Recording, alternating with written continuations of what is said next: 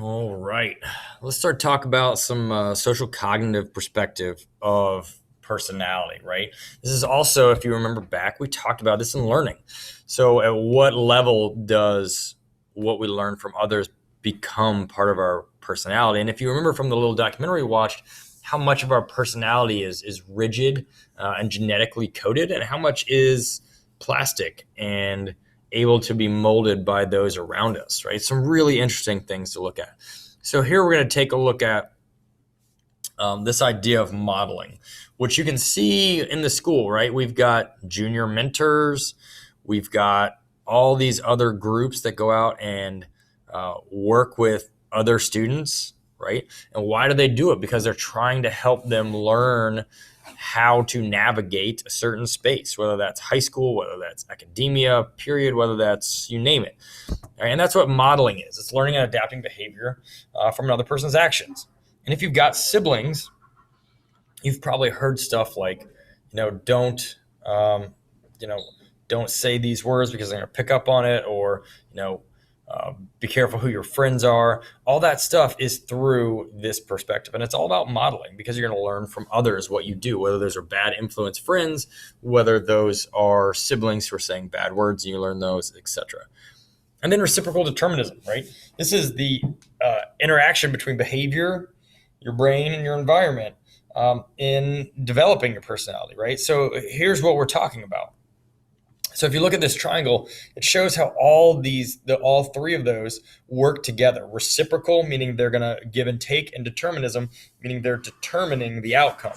So how these work together will determine the growth of your personality. Okay, so if you take, yourself, and you're thinking about somebody else's actions can become your behavior dependent on the environment that you may be in, right? And you see how these arrows are going both ways. They're reciprocal, right? And they help determine in different situations, different times, different places from what you've learned from others, how you're going to act.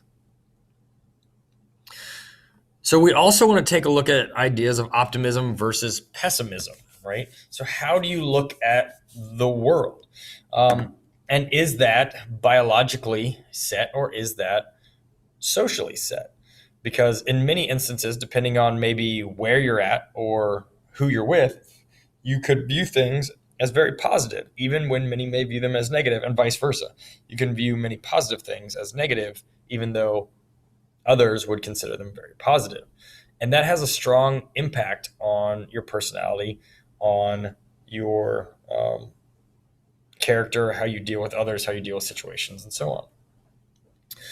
A lot of social cognitive perspective is also researched through real life observations, right? Where others like trait theory, we work through factor analysis, we work through psychoanalysis with Freud. Here we're looking at observations. And they felt the best way to learn about your personality, your character, your abilities is to observe you in situations. And one of the best examples I give of this, and I have two cousins that were special forces military guys, is the military. Because all of their training, all of their learning is putting their servicemen in real life challenging situations and having to deal with it and seeing how that goes, right? You can look at some of the grueling things that they're having to do, and how do you react to that, right? What's your personality in those situations? Who are you when you're holding a log in the surf and are struggling to breathe and can't get up? Do you panic? Do you freak out? Are you calm? Do you help others? Because for them, that's the matter of life and death. For us, we look at it more in, if you were sitting next to a friend in a certain class, would that be a benefit or would that be a detriment to your ability to learn? And why should we move you? And so on. Okay. So the big name to know with this one is Albert Bandura. He was the guy, if you remember, that conducted the Bobo doll test, where and the videos in the notes later on, you can check it out, where young children watched adults beat up on this inflatable doll and they mimicked them, and the impact that had on social learning, and his later filtered into video games and phones and everything else. So how does this work, right? So Bandura, I believe there are kind of 4 steps, if you will, to getting at this. First, attention.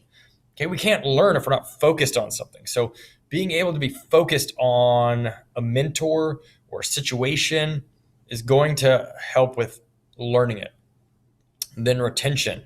Okay, so when we learn stuff, we've got to be able to recall it. So you may have watched a student do something, or how they behaved, or they modeled an athletic event or something like that, and then you rehearse it in your mind of what was going on.